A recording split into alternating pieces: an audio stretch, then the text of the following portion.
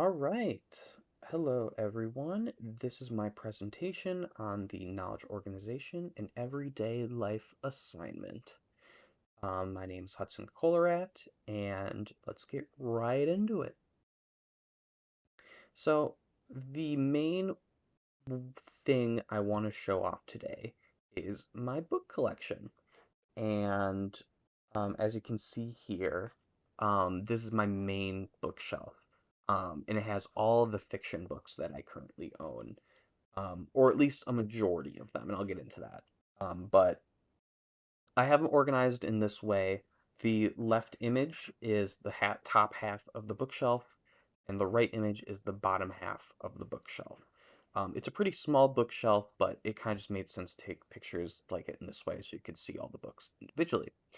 Um, as one thing I want to point out right away here is on the left image, the very, very top of the bookshelf.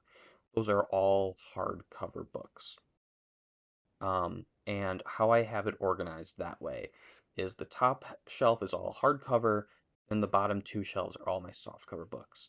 And they're all organized by the author's last name. So the top shelf of hardcover books, as you can see, the Witch King on the very end there, um, their last name ends in Wells, so it's the very end, and then going on to the next shelf goes back to Adams. So if that makes sense, it's just organized by last name, but it resets when we go back to softcover, because they're separated in that way. And in addition to the fiction shelf, I also have my nonfiction shelf. I don't have them intertwined with my fiction books. I used to, but I was running out of space in the bookshelf, so I decided to separate them. That way I could have more fiction books, and because I was growing my collection of nonfiction books, I figured, well, it'd be a good reason to create my own collection of just nonfiction books. So these ones are they're on a windowsill right now. I don't have a good bookshelf. The one I have is really small, which is why I was running out of space. I'm working on getting a nice bigger one, but right now that's all I got. So they're sitting on a bookshelf or a windowsill. And they're organized in a very similar way to the main bookshelf. It's organized by the author's last name. The only difference being is that the hardcover books are also intertwined with the softcover books. Just because there's only a few hardcover books, it felt weird to separate them.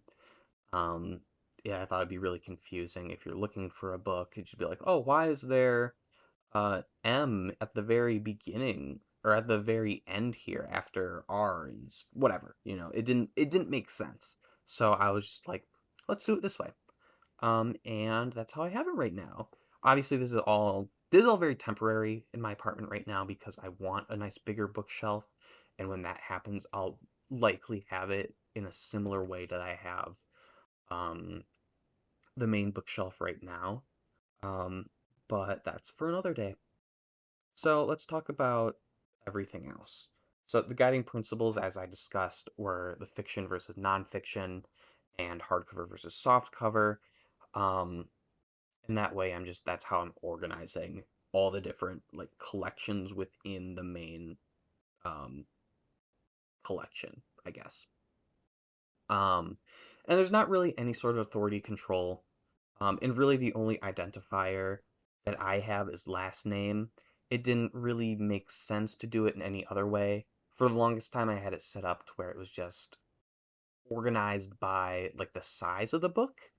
But as my collection grew, it became really difficult to find specific books. If I had a friend over and I was like, "Oh, I want to recommend this book to you," I'd be sitting there for like 5, 10 minutes looking through. Maybe not that long, but I mean for a while longer than is comfortable in a conversation. Um, to be like, "Oh yeah, I'm gonna show this book to you," because I'd be looking through. I'm like, "Oh shoot, I forget how, or I forget what the book looks like, or at least the spine of the book looks like." So I'm sitting there, I'm looking through it, and it's like this is too annoying. So I have it set up by last name, and I think that works the best for what is right now. The only reason I have the hardcover versus softcover um, separated like that is it's kind of a product of how I used to do it in the sense that hardcovers just look really strange next to softcover books, in my personal opinion. So that's why I like to separate them. And the amount of hardcover books that I have right now, it kind of works perfect for I can just have them all up on the top shelf. But again, that's something I'll probably change in the future as well. We'll see. I do like them separated, but maybe in a bigger bookshelf, it would look better differently. I don't know. And that's about it. I mean, when it comes to my organization of books, it is about looks to an extent, which I know isn't, the greatest way to um put together a collection or organize a collection, but I think it's important, at least when I have them out and center in a um like it's in my living room. I want it to look semi nice. Doesn't have to look perfect, but I want it to make sense, but also look nice. That's kind of my overall idea. Um, so yeah. Thank you for listening. I'd like to give a big thank you to Pesto, my cat, who is at the moment sitting right next to me. And he was sitting next to me while I was also writing and building this presentation. And yeah, thank you so much. I hope you have a wonderful day, night, or whatever.